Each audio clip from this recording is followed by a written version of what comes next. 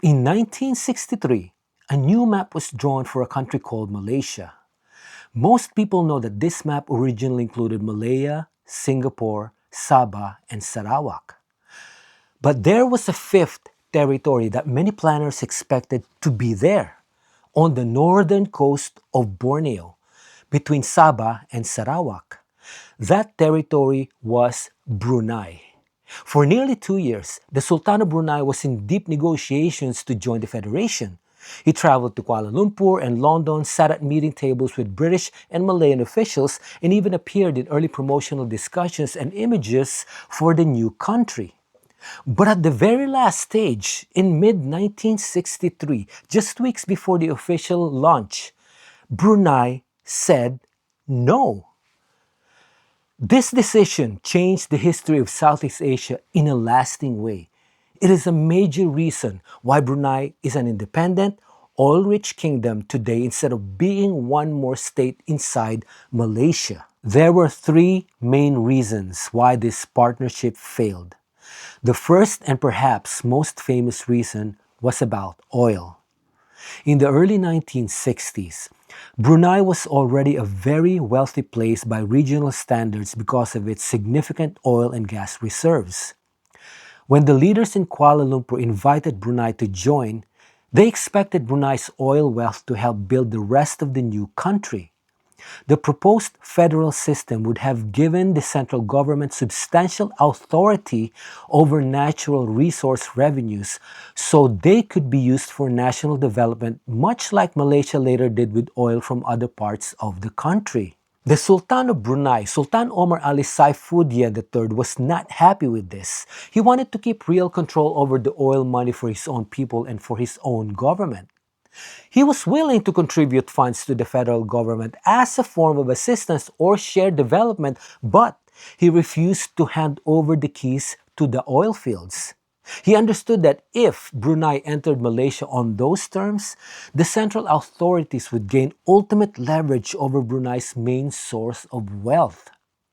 Negotiations went back and forth, with the federal side pressing for a higher share of oil revenue and the Sultan pushing for far more limited commitments. Eventually, they reached a dead end. The Sultan realized that if he joined, much of Brunei's wealth would end up paying for projects in distant places like Kuala Lumpur or other Malaysian states, while Brunei itself would lose its financial independence. The second reason was about status and power. Malaysia is a unique country because it has a rotating system for its king, the Yang di-Pertuan Agong, chosen from among 9 Malay rulers in the peninsula. When Brunei was considering joining, the Sultan wanted to know how his ancient monarchy would be treated in this existing royal club. He was a senior and respected ruler with a long dynastic history, and he felt that his position should be recognized accordingly. The idea that he might simply be slotted in as a junior addition did not sit well with him. The other Malay rulers in the peninsula were reportedly not ready to place him above established states that had formed the core of Malaya. From their perspective, Brunei was a latecomer to a system that already had its own balance and hierarchy. For the Sultan, the prospect of entering a federation where he would be treated more like a peripheral partner and where his turn in the rotation for the Malaysian kingship would be distant and uncertain felt like a loss of status.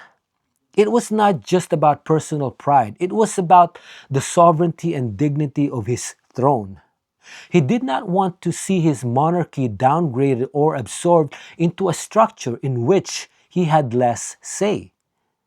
As it became clear that he would not receive the kind of top-tier recognition he wanted, his enthusiasm for joining Malaysia began to fade. The third reason was a violent uprising that broke out right in the middle of the negotiations.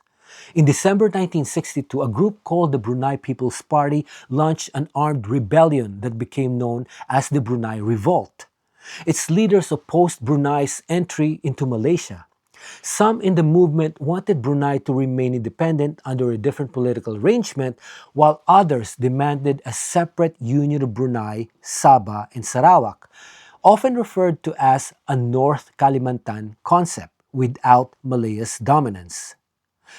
The rebels took up arms, attacked police stations and other installations, and tried to seize control of parts of the government. They also aimed to capture the Sultan and key members of his administrations, although they ultimately failed to overthrow the regime. The Sultan had to call in British forces to help him crash the rebellion. British troops, including Gurkha units, intervened quickly and put down the revolt, and the British military presence in Brunei remained an important pillar of the Sultan's security afterward. This episode was a major shock for him. It showed that his own population was deeply divided over the question of Malaysia and that moves towards the Federation could trigger serious unrest or even civil conflict on his doorstep. The revolt also highlighted what a more democratic mass politics environment might look like: organized parties, armed wings, and popular mobilization that could directly challenge royal authority. By staying out of Malaysia and remaining under British protection, the Sultan could preserve a system in which he retained near absolute authority over Brunei's political life. He decided that the stability of his throne and the maintenance of his powers were more important than joining a larger federation. Because of these three things, the struggle over oil money, the question of royal status, and the fear of political instability, the Sultan made his final choice in 1963. When leaders from Malaya, Singapore, Sabah, and Sarawak gathered in London to finalize the arrangements for forming Malaysia, Brunei did not sign the agreement. While discussions continued around him, the Sultan withheld his consent and Brunei remained outside the new federation, continuing instead as a British protected state. Malaysia was officially created on September 16, 1963 without Brunei. Looking back from today, it is easier to see how much that single no reshaped the region. If Brunei had joined, it would likely have faced pressures similar to those seen in Sabah and Sarawak over resource sharing, political representation, and development priorities. Its oil wealth would probably have been more tightly integrated into federal finances, and its standard of living might well look different from the high levels its citizens enjoy now under a small, highly resourced monarchy. Instead, Brunei stayed a British protectorate for about 2 more decades and then moved to full independence in 1984, carrying its oil revenues with it. This decision also changed Malaysia. Without Brunei, the federation was smaller and had less direct access to Brunei's oil wealth in its early years. It also meant that the map of northern Borneo remained fragmented, with Brunei as a small but strategically placed enclave on the coast, bordered by Sarawak and facing the South China Sea. Today, when people ask why Brunei is its own country and not just another part of Malaysia, the answer is not a simple one. It is a story of a monarch who studied the terms, saw that he would be surrendering too much money and too much power, and concluded that his realm was better off standing alone. It was a no voiced quietly during a high-level talks in London, but it is a no that still shapes the borders, politics, and wealth of Borneo today.